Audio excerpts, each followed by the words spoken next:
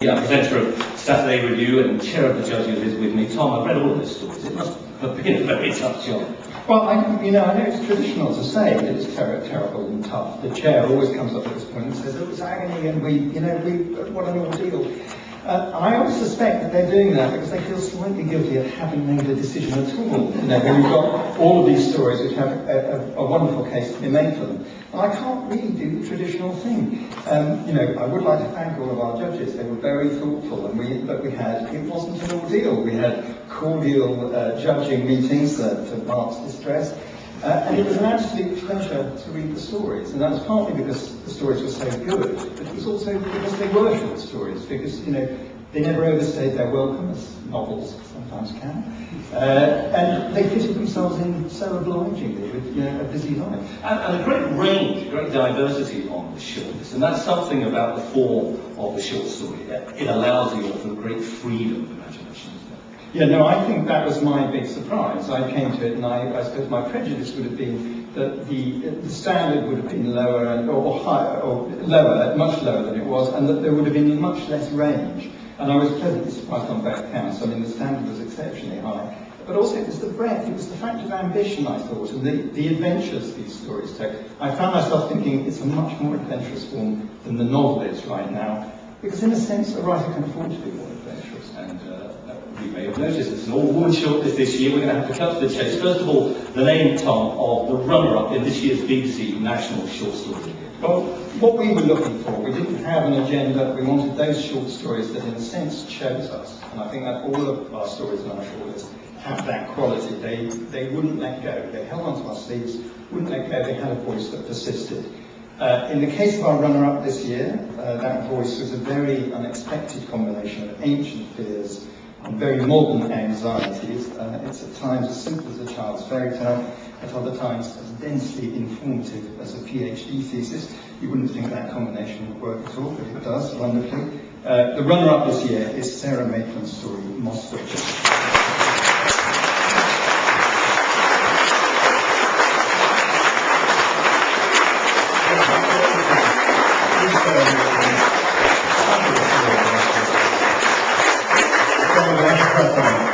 To the name of the winner. Okay, it's a unanimous decision by the judges. That's something I'm told is the first in this competition, and it didn't come as a result of exhaustion. I think as we came through the door, we wanted this story to win, and it was because it was a story that revealed more every time we read it.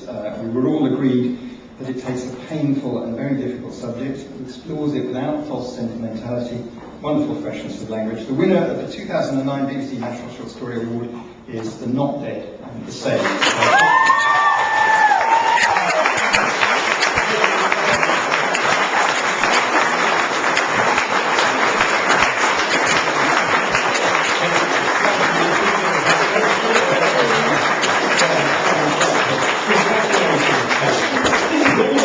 Beginner's luck for you, isn't it? Because this is only the second short story you've written. No, it's the third. But I did read a lot before I started, and also it took me ages. It took me 6 months. And I sent it off because I got it to the point where I needed somebody to read it, and my idea was that maybe, Helen Double and Tom Sutcliffe and Margaret Double would read it, and that would be great. And I'm absolutely overwhelmed to be here. Thank you. Well, a lot of people will be reading the story now. It is a heartbreaking tale about a mother caring for her terminally ill son, and one in which you managed to squeeze several years into only about 20 pages, though. I wanted, when the suffering returns to people in hospital, it returns in the same way. The plot goes around outside, and then each time that there returns, they're suffering. And I didn't want to write a story where people got out of that. I wanted a story where that happened to people again and again. I think that's one of the things that the short story allowed me to do more effectively.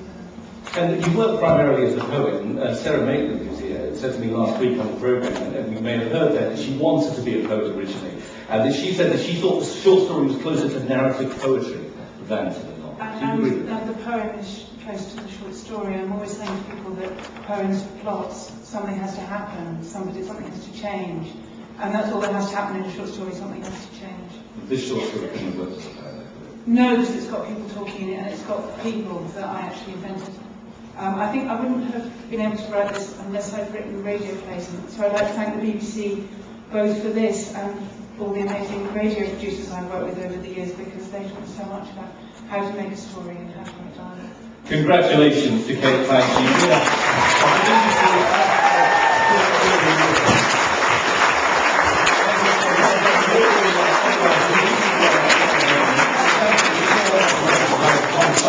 And all of the stories are available as podcasts from the Radio 4 website right now. Now, from the Free Word Centre, it's back to Kirsty in the front row studio at Broadcasting House.